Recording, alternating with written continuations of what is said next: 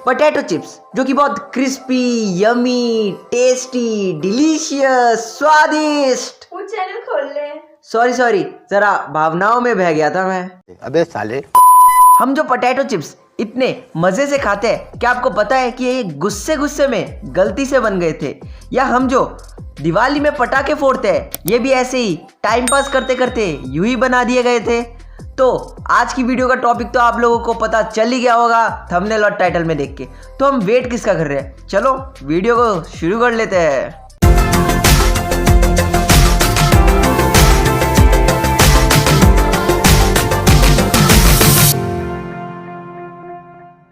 तो हमारी इस वीडियो का भी नाम है, क्या बात है सर, क्या बात है सर, क्या बात है, ये बात है। अरे सर क्या बात है। नंबर 1, किसी को आइसक्रीम कब्स पसंद होते हैं तो किसी को आइसक्रीम कोन्स पसंद होते हैं।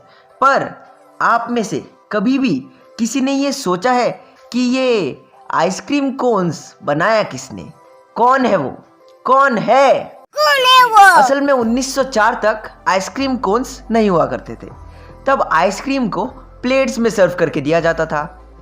1904 में सेंट लुइस वर्ल्ड्स फेयर, जिसके बारे में बहुत लोगों को पता भी होगा, वहाँ एक आइसक्रीम बेचने वाले के पास प्लेट्स की कमी के वजह से वो आइसक्रीम बेच नहीं पा रहा था, तो वो बहुत दुखी था। उसके पास वाले वेंडर ने, जिसका नाम था अर्नेस्ट ए हमवी, जिसने उसे एक आइडिया दिया कि तुम अपने आइसक्रीम के साथ जो वेफर्स देते हो उसे कोन के शेप का कर लो, जिससे वो वेसल के काम में भी आ जाएंगे। फिर उनने भी उनकी बात सुनकर ऐसा ही किया और फिर उनकी बिक्री दुगनी हो गई। उस दौर में या ज़माने में कोई भी ऐसे कोन्स बेचता था तो उसका मुनाफा बहुत ज़्यादा होता था, क्योंकि ये कोन्स लोगों को आकर्षित करते थे। बहुत टिपिकल हिंदी है, समझ जाओ। नंबर 2, आज हम सभी को पता है कि माइक्रोवेव क्या चीज़ है और उसमें क्या होता है। पर आप में से कभी भी किसी ने सोचा है कि ये माइक्रोवेव किसने इन्वेंट किया और क्या सोच के किया? असल में माइक्रोवेव इन्वेंट किया था पर्सी स्पेंसर ने, जो कि पेशे से एक इंजीनियर थे। उन्होंने माइक्रोवेव इन्वेंट करने के बारे में सोचा भी नहीं था। वो तो सिर्फ रडार रिलेटेड रिसर्च कर रहे थे वैक्यूम ट्यूब के साथ, और तभी उनके पॉकेट में रखी चॉकलेट बार पिघलने लगी। हाँ पता है, बहुत दुख की बात है of course for chocolate lovers, पर वो बड़ी बात नहीं है। बड़ी बात ये है कि वो चॉकलेट पिघली तो पिघली कैसे?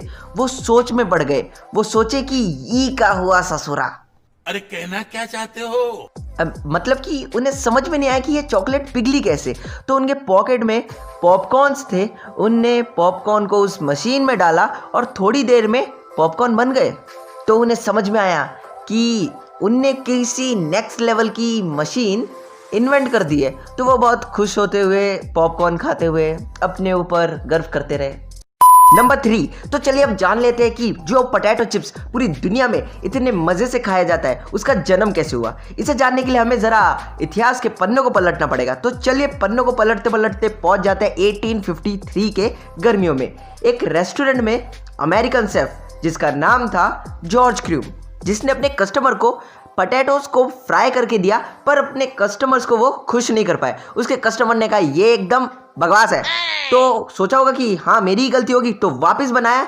उसने वापस यही कहा। फिर गर्मियों के मौसम में जॉर्ज भाऊ का भी दिमाग खराब हो गया और कुछ भी करने का था, पर जॉर्ज भाऊ का ईगो हर्ट करने का नहीं था, जो कि हो चुका था। इसलिए जॉर्ज भाऊ ने आलू को लेकर उसके टोटे टोटे कर दिए, जो कि बहुत पतले स्लाइसेस हो गए थे, और उसने फ्राई कर उसमें बहुत ज़्यादा नमक डाल दिया। और ये कस्टमर को बहुत ज़्यादा पसंद आया और जाते जाते टिप भी दे गए।